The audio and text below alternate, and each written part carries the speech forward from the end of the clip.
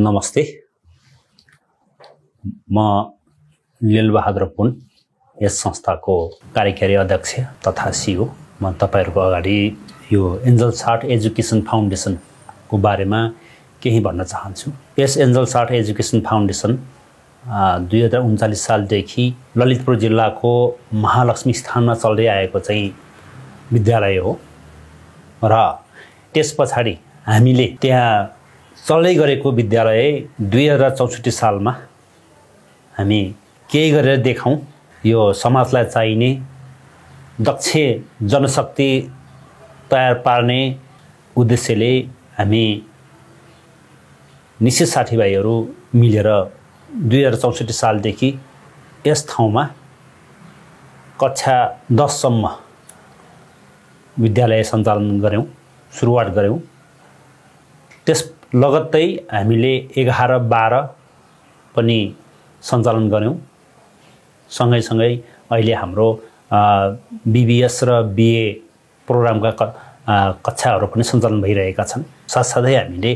यसभन्दा further master लेभलको अनि विभिन्न खालको फ्याकल्टीहरू र रिसर्च लेभलको चाहिँ फ्याकल्टीहरू पनि सञ्चालन गर्ने हाम्रो उद्देश्य छ। यस विद्यालय यस ठाउँमा सञ्चालन हुँदै आएको 2064 सालदेखि अहिले आएर 2081 सालमा रनिङ हुँदै गर्दा 17 वर्ष पूरा गरेर 18 वर्षमा रनिङ भइरहेको छ र यो सिलसिलामा हामीहरूले यस एन्जल्स हार्ट एजुकेसन फाउन्डेसनसँग जोडिएर विद्यार्थी भाइबहिनीहरूलाई एकदम व्यावहारिक शिक्षा दिनुपर्छ र यो समय सुहाउँदो खालको गतिविधिले विद्यार्थीहरूको ज्ञानलाई सिगार्नुपर्छ र त्यो ज्ञानलाई सिपसँग जोड्नुपर्छ र सिपलाई श्रमसँग र श्रमलाई चाहिँ एकदम सफल अर्थतन्त्र सहित उद्योगमा परिणत गरेर समाज निर्माण गर्ने उद्देश्यलाई परिपूर्ति गर्नको लागि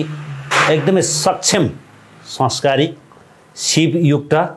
र अहिलेको समय सापेक्ष अनुसार हुनुपर्ने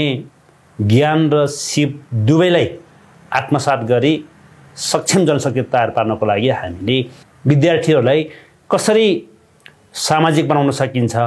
कसरी एकदमै अनुशासित बनाउन सकिन्छ र कुन ढङ्गले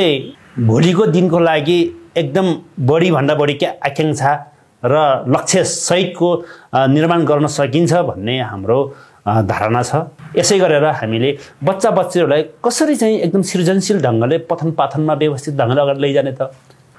यसको लागि हामीले अगाडि बढिरहेका छौँ र यसको सँगै हामीले यसलाई चाहिँ स्मार्टली कसरी जान सकिन्छ त भने स्मार्टरका प्रोग्रामहरू छन् र यस्ता किसिमका गतिविधिहरू गर्दै अब साँच्चै नै नेपाललाई हामीले जुन किसिमको हावापानीको हिसाबले एजुकेसनमा सबैभन्दा उत्कृष्ट थलो रहँदै गर्दाखेरि यो एकाडेमिक रूपमा नेपाललाई हिजोको दिनमा बुद्धले बुद्धत्व प्राप्त गरेको देश र यो ऋषि मुनिहरूले चाहिँ धेरै तपस्या गरेर चाहिँ यो तपोभूमि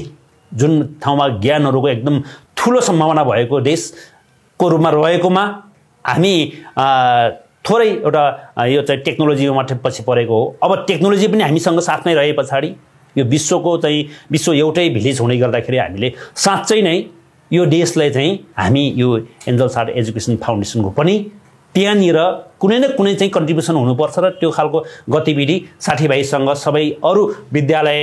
कलेजहरू पनि सँग पनि कोलाबोरेसन र कोअपरेसन गरेर अगाडि जानुपर्छ भन्ने हाम्रो प्रतिबद्धता छ। यति भन्दै अब चाहिँ जे चाहिँ सोचिएको छ त्यो कुरामा सबैबाट त्यो किसिमको चाहिँ सहयोग र सद्भाव साथै हामीले गरेका चाहिँ सद्भावको अपेक्षा गर्दै भएका कमी कमजोरीहरूलाई सुधार्ने किसिमको प्रतिबद्धता जाहेर गर्दै हाम्रो केटाकेटीहरूको चाहिँ पठन पाठनलाई एकदमै व्यावहारिक बनाउनको लागि हामीहरूले कोलाबोरेसन गर्दै र यी संस्थाहरूमा प्र्याक्टिस गर्दै सक्षम जनशक्ति तयार पार्ने उद्देश्यका साथ हामी अगाडि बढ्ने चाहिँ प्रण गर्छौँ। धन्यवाद।